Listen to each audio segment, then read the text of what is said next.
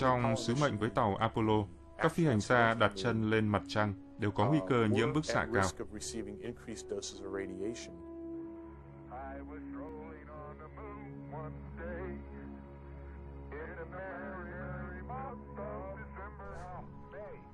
Tôi biết chúng tôi sẽ bị nhiễm bức xạ ở một mức độ nhất định.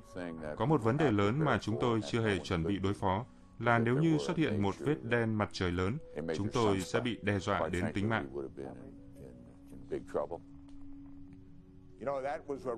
Đó là tình huống mà chúng tôi đã tình nguyện hứng chịu, biết rõ điều gì có thể xảy ra, biết rằng năng lượng mặt trời có thể bùng phát.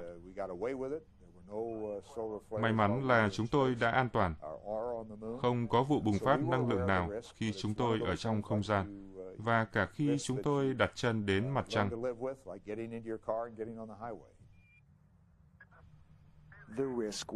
Mạo hiểm cũng đem lại những kết quả xứng đáng. Hơn 300 kg sỏi đá đã được mang về trái đất. Đó là những mẫu vật hé lộ nguồn tài nguyên giàu có của người hàng xóm gần nhất của chúng ta. Oxy, sắt, nhôm và nhiều nguyên tố cần thiết cho sự sống khác liên kết với nhau trong lớp bụi xám của mặt trăng. Bằng việc chinh phục mặt trăng, động lực của cuộc chạy đua vào không gian dần lu mờ. Ngày nay, những cuộc đua không gian chỉ còn hai loại: tiếp cận và phát triển nguồn tài nguyên của mặt trăng.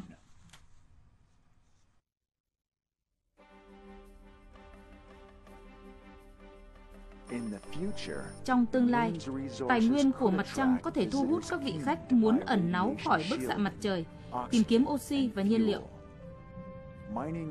Việc khai khoáng có thể thực hiện ở hai cực, gần nguồn nước và băng. 86 gọi Munco, chúng tôi đang tiếp cận khu vực phía nam. Kiểm soát không lưu gọi chuyến bay 86, các bạn có thể hạ cánh ở Munco, khu vực 2. Khai khoáng ở mặt trăng sẽ phụ thuộc vào việc tìm nguồn nước. Nguồn dự trữ băng khả thi đầu tiên đã được máy thăm dò Clementine phát hiện năm 1994 và xác nhận trong chuyến thăm dò mặt trăng Lunar Prospector 4 năm sau đó. Đối với trưởng nhóm thăm dò, phát hiện này hứa hẹn sự khởi đầu của một kỷ nguyên mới trong hành trình khám phá mặt trăng. Nếu ở đó có nước, việc khám phá mặt trăng, đặt trạm và định cư tại mặt trăng sẽ đỡ tốn kém hơn rất nhiều. Hơn nữa, chúng ta sẽ có nhiên liệu để tiếp tục du hành đến sao Hỏa, sao Kim hay bất cứ đâu ta muốn. Một tảng băng trữ nước có kích cỡ tương đương một sân bóng có thể đủ nước cung cấp cho một nhóm dân cư trong nhiều năm. Nước từ khối băng có thể được tách thành oxy để thở và hydro để làm nhiên liệu tên lửa.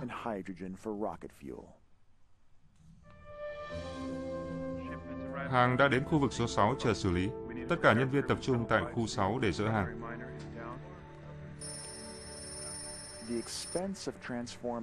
Chi phí chuyển băng thành các nguyên tố cần thiết cho sự sống rất cao, nên tiết kiệm và tái chế là điều tất yếu.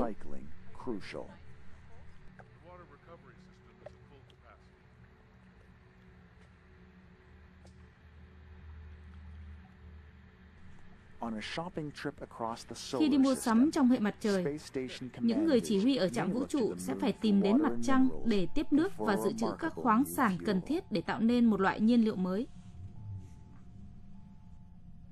Có một loại sản phẩm dù rất đắt đỏ, nhưng cũng đáng để chúng ta đi đến mặt trăng tìm kiếm.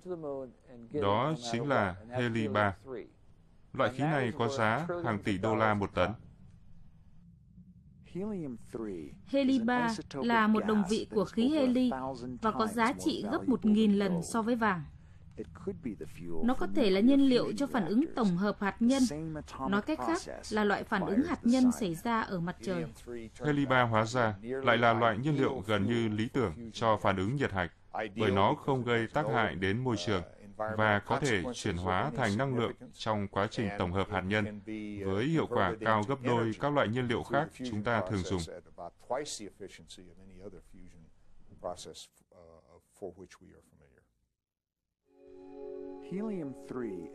Heli-3 là một sản phẩm phụ của phản ứng hạt nhân tại mặt trời, được phóng qua dải ngân hà qua hàng triệu phân tử, gọi là gió mặt trời. Tôi tin rằng Apollo sẽ được công nhận là nhóm nghiên cứu đã tìm ra nguồn năng lượng cho tương lai.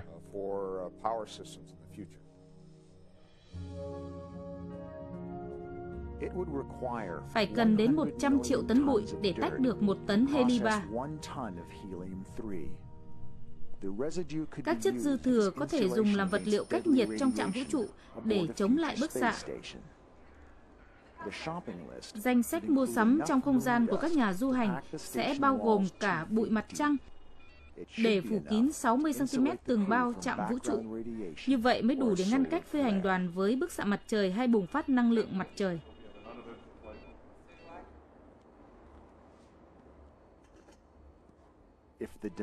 Nếu nhu cầu khoáng sản mặt trăng tăng lên, dân số của hành tinh này cũng vậy. Từ một hành tinh cằn cỗi, mặt trăng sẽ biến thành một thị trấn khai khoáng rất phát triển của thế kỷ 21. Tôi không nghĩ rằng chúng ta sẽ gặp vấn đề khi tìm kiếm tình nguyện viên hoặc nhân viên sẵn sàng bay đến mặt trăng, và thậm chí là định cư trên đó.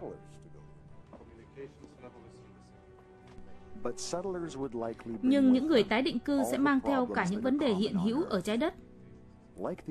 Giống như châu Âu vào thế kỷ 16, những căn cứ trên mặt trăng sẽ phải tự giải quyết xung đột của mình và trừng phạt những ai chống lại lợi ích chung, tạo ra luật pháp đầu tiên trong vũ trụ, tòa án vũ trụ và cả nhà tù vũ trụ nữa.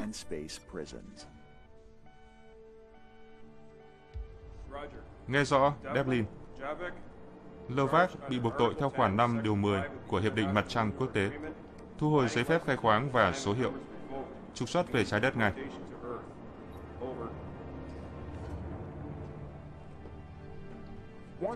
Khi cộng đồng dân cư đã đông đúc đến một mức độ nhất định, bạn sẽ phải tính đến việc thành lập chính phủ, đại diện địa phương và lực lượng cảnh sát địa phương.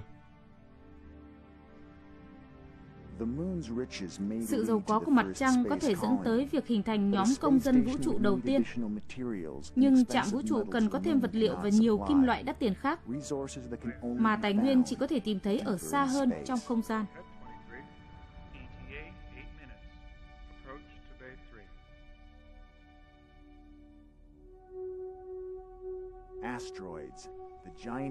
Thiên thạch, những viên đá khổng lồ có lẽ đã từng xóa sổ loài khủng long, giờ đây có thể trở thành công cụ hỗ trợ con người trong vũ trụ và tạo ra những lợi ích quý giá.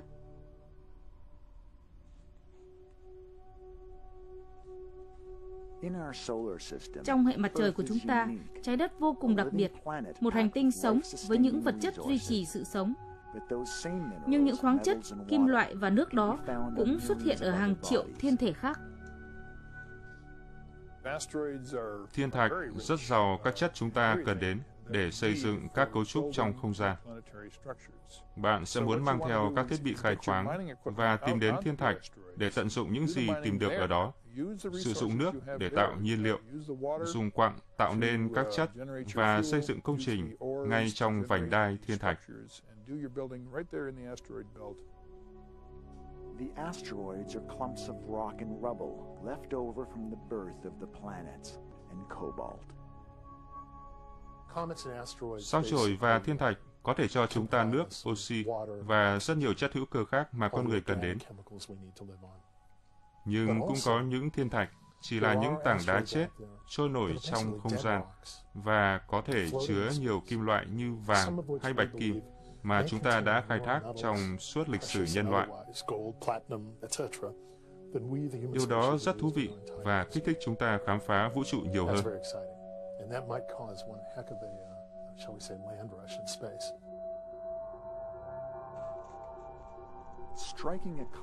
Tìm kiếm những vật chất đó trong trường hấp dẫn yếu ớt của một thiên thạch nằm cách xa trái đất hàng triệu km là một nhiệm vụ phức tạp. Một trong những việc bạn phải làm khi đến nơi là giữ vững vị trí so với thiên thể đó, bởi nếu không bạn có thể bị trượt chân và rơi vào quỹ đạo của nó, hoặc là rơi hẳn ra ngoài không gian. Bạn có thể đâm một cây lao vào thiên thạch và nối dây đàn piano hoặc một loại dây chắc chắn khác. Khi thiên thể tự quay, nó sẽ cuốn sợi dây đó lại quanh xích đạo. Sau một vòng quay, bạn có thể hạ cánh, nắm lấy sợi dây và buộc chắc lại.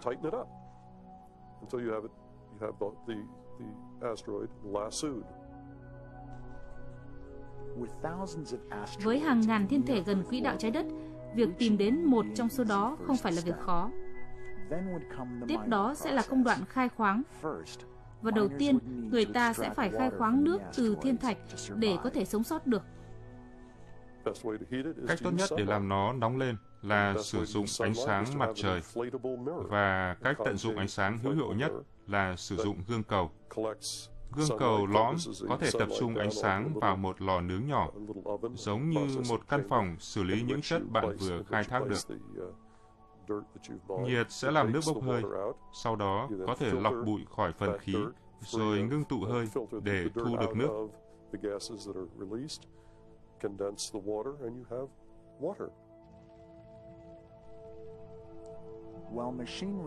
Trong lúc máy móc sụp sạo trên bề mặt, các kỹ sư khai khoáng trong không gian có thể sẽ phải đào hầm dưới đất để tránh xa khỏi bức xạ.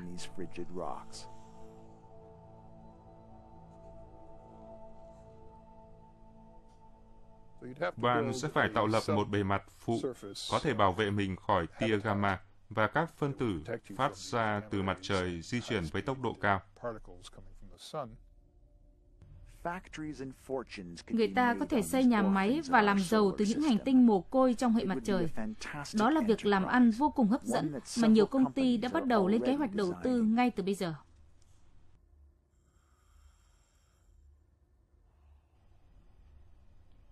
Tập đoàn Phát triển Không gian hiện đang lập kế hoạch và chế tạo một con tàu vũ trụ thuộc sở hữu tư nhân, dự kiến có thể khám phá một thiên thạch gần trái đất. Mục đích của nhiệm vụ này là tìm hiểu thiên thạch và thu thập các dữ liệu khoa học kỹ thuật cơ bản mà chúng tôi cần để tiên liệu hoạt động khai khoáng thiên thạch trong tương lai.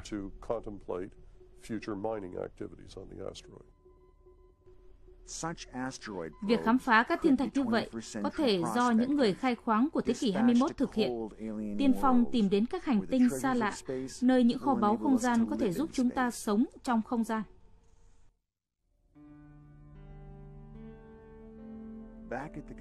Trở lại với việc xây dựng mô đun, giờ là lúc để tạo ra một bầu không khí có thể thở được trong trạm không gian. Một phần khí nitơ đã được bơm vào. Bây giờ người ta sẽ thêm khí oxy để tái tạo bầu không khí của trái đất. ISS gọi Oasis. Oasis trả lời, đã hoàn tất kiểm tra tính nguyên vẹn hệ thống. Hệ thống hỗ trợ sự sống sẵn sàng kích hoạt. Hệ thống điện và xả không khí sẵn sàng.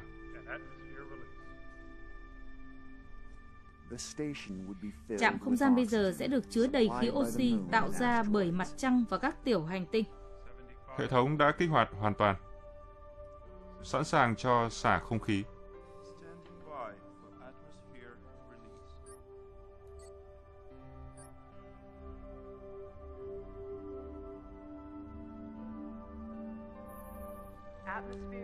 Không khí đang ở mức 100%. Hệ thống điện ở mức 100%. Chúng tôi đã sẵn sàng tháo mặt nạ oxy.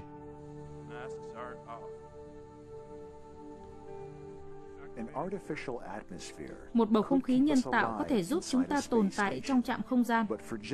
Nhưng đã nhiều thế hệ trôi qua, chúng ta vẫn luôn mơ về việc đến thăm và cư trú ở một hành tinh khác, một khái niệm quen thuộc tuy không chính xác. Tôi ước có thể biến hình nhân bản vô tính đến tương lai của 200 năm tới và nhìn lại thế kỷ 20 hay 21. Tôi tin rằng đến thời điểm đó, con người không những khám phá một vùng của sao Hỏa, mà tôi nghĩ rằng chúng ta còn có thể phát triển quan hệ với sao Hỏa, một mối quan hệ giữa trái đất và sao Hỏa, một cách tương tự như ông nội tôi từng thấy giữa châu Âu và Tân Thế Giới cách đây không lâu. had a Europe New World relationship. Tôi nghĩ rằng cuộc định cư trên sao Hỏa sẽ xảy ra. Sao Hỏa trông rất giống trái đất. Ở đó có bầu trời. Mọi người đều thích ngắm bầu trời. Có một sự tương đồng giữa sao Hỏa với trái đất mà tôi cho là sẽ rất hấp dẫn mọi người.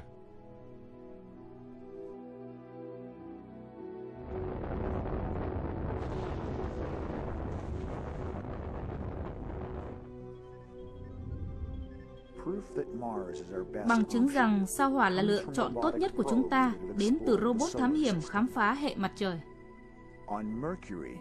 Trên sao thủy, hành tinh gần mặt trời nhất, nhiệt độ chênh lệch hơn 1.000 độ. Sao Kim là một ngôi nhà xông hơi sôi sục nơi áp suất khí quyển gấp 90 lần của trái đất. Sao Mộc, sao Thổ, sao Thiên Vương và sao Hải Vương là những quả bóng khí khổng lồ mà không bất kỳ một phi hành gia nào có thể đặt chân xuống. Và sao Diêm Vương cách biệt thì quá lạnh. Tất cả đều là những hành tinh chết, trừ có một. Nếu có ai đó kêu gọi một cuộc di cư tới sao Hỏa, tôi sẽ đứng ký đầu tiên. Tất nhiên rồi, tôi sẽ không cân nhắc lần thứ hai về điều đó. Tôi sẽ tới sao Hỏa ngay lập tức, cho dù có nguy cơ bức xạ hay các mối lo ngại khác. Tôi sẽ đăng ký ngay phút đầu. Tôi đã từng nghĩ và hy vọng một lúc nào đó có thể trở thành người đầu tiên đặt chân lên sao Hỏa.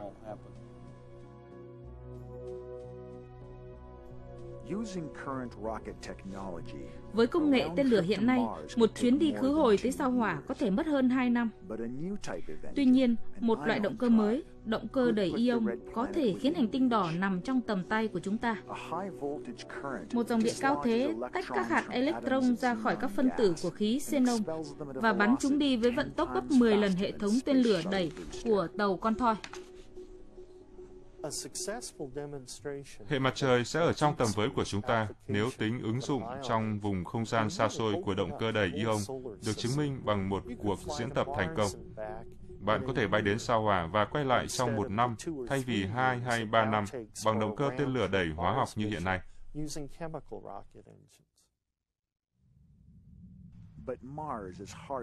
Nhưng sao Hỏa không phải là địa điểm du lịch.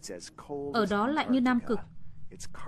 Bầu không khí đầy carbon dioxide độc hại đối với con người và mức phóng xạ cao hơn 2.000 lần so với ở trái đất.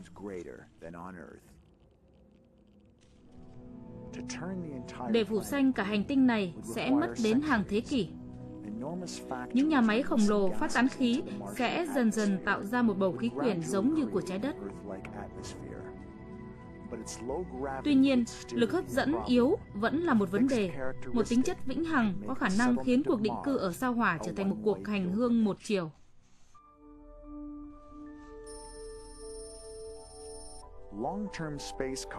Quá trình định cư ngoài không gian lâu dài cần một trường trọng lực như của trái đất. Một lực không hề tồn tại trên bất kỳ hành tinh có thể sinh sống nào trong hệ mặt trời. Nhưng nó có thể được tạo ra bằng vệ tinh nhân tạo.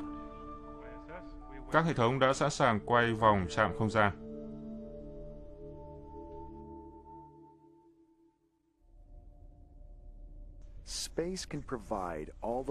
Không gian có thể cung cấp mọi yếu tố cần thiết cho sự sống mà chúng ta cần. Nhưng nếu không có trọng lực, thoát khỏi trái đất sẽ là một mục tiêu ngắn hạn và dẫn đến kiệt sức. Nếu loài người muốn sống ngoài không gian trong một khoảng thời gian dài, chúng ta cần phải tạo ra một trường trọng lực giống như ở trái đất. Khối lượng khổng lồ của trái đất đã hình thành một trường trọng lực của riêng nó, chứ không phải sự quay vòng. Thế nhưng một trạm không gian có thể tạo ra một trường trọng lực nhân tạo của riêng nó bằng việc quay vòng thật nhanh. Sự khác biệt cơ bản là trường trọng lực nhân tạo được tạo ra bởi hệ thống quay. Vì thế sẽ có lực ly tâm đẩy bạn về phía vòng tròn ngoài, đáy của trạm không gian. Trong khi đó ở trái đất, mọi thứ thường hướng về phía lõi của trái đất.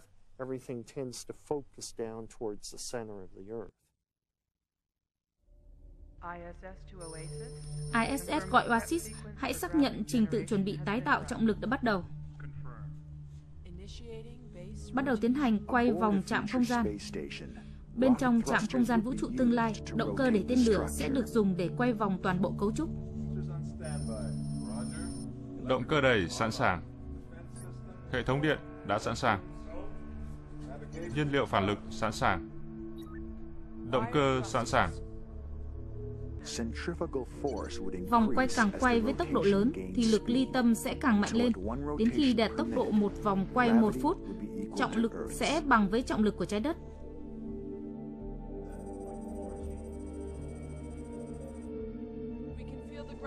Chúng tôi có thể cảm thấy trọng lực.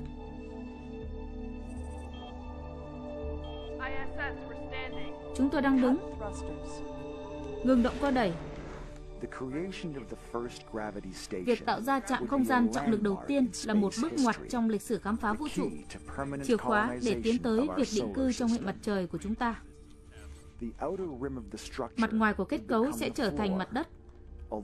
Mặc dù nó đang quay vòng với vận tốc 300 km/h, nhưng chúng ta sẽ không cảm nhận được sự chuyển động đó. Ở sâu bên trong trạm không gian, trọng lực sẽ yếu dần đi. Một trong những vấn đề của trọng lực nhân tạo là bạn sẽ cảm thấy trọng lực phụ thuộc vào khoảng cách giữa bạn với đường trung tâm. Bạn càng gần trung tâm, trọng lực sẽ càng yếu đi. Và thực tế là, ở đường trung tâm, bạn sẽ rơi tự do, gia tốc bằng không.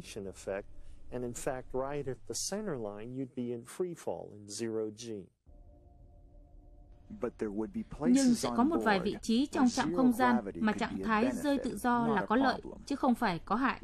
Một trong những lợi ích là khả năng xử lý những vật liệu ở trạng thái không trọng lực. Bạn có thể sản xuất rất nhiều nguyên vật liệu độc đáo, thuốc, các loại vật liệu chúng ta không thể sản xuất ở trái đất hiện nay.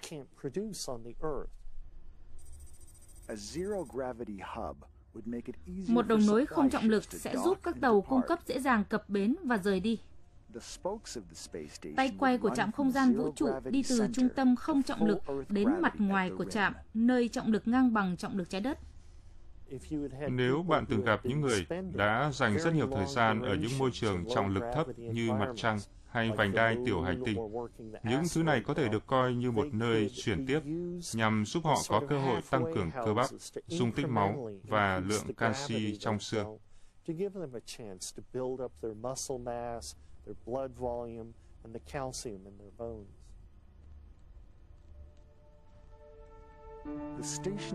Trạm không gian sẽ trở thành một nơi sinh sống, một khu thí nghiệm và một nơi làm việc.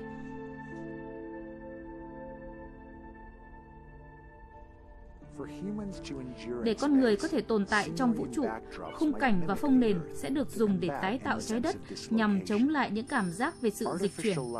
Ánh sáng nhân tạo và cảnh bầu trời điện tử được dùng để tái hiện một ngày 24 tiếng trên trái đất nhằm đảm bảo chu kỳ ngủ tự nhiên mà loài người chúng ta cần.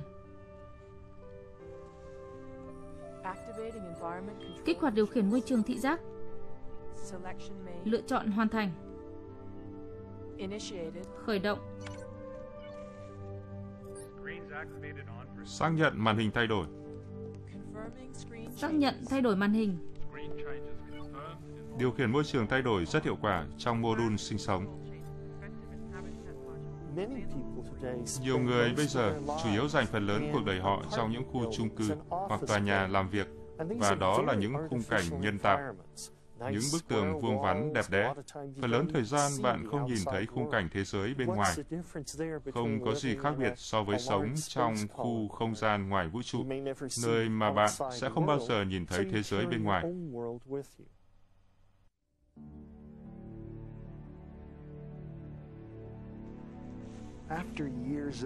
Sau nhiều năm xây dựng và nhiều tháng kiểm tra an toàn, con tàu đầu tiên chở đầy những người đi khai phá đã đến nơi. Những con người tiên phong của một thời đại mới trong lịch sử khám phá vũ trụ sẽ bơi qua màn đêm để đến với một thế giới nhân tạo. Một thế giới xây dựng bằng những ước mơ, nhưng được giữ vững bởi kinh tế. Đây là chuyến bay LLO số hiệu 104. Chúng ta sẽ sẵn sàng cập bến trong vòng 3 phút.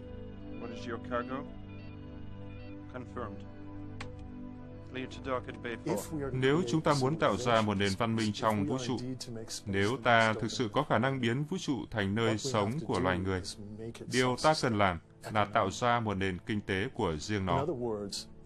Hay nói cách khác, cần phải có lợi nhuận được tạo ra.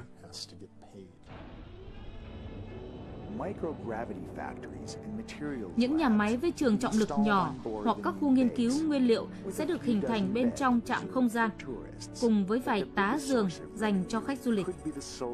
Nhưng nguồn thu nhập lớn nhất sẽ đến từ thu nhập năng lượng mặt trời và truyền dẫn. Những công ty năng lượng lớn có thể thấy được nguồn lợi từ những vệ tinh hoạt động bằng năng lượng mặt trời hoặc năng lượng từ mặt trăng, vì họ có thể kiếm được tiền từ những việc đó.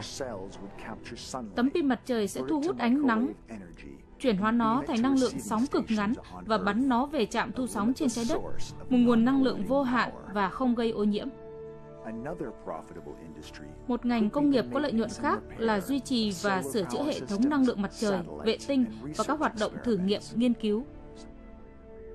Tôi nghĩ loài người có ham muốn được khám phá rất mạnh mẽ, và tôi không cho rằng sẽ thiếu người tình nguyện cho những hoạt động như thế, cho dù là tới hành tinh này hay một vì sao khác. Đây là thử thách cho thế kỷ mới, sống và làm việc bên ngoài thế giới của chúng ta. Nếu chúng ta thành công, loài người có thể sẽ đạt được bước tiến tiếp theo, rời khỏi hệ mặt trời, rời khỏi trái đất để đi đến các vì sao.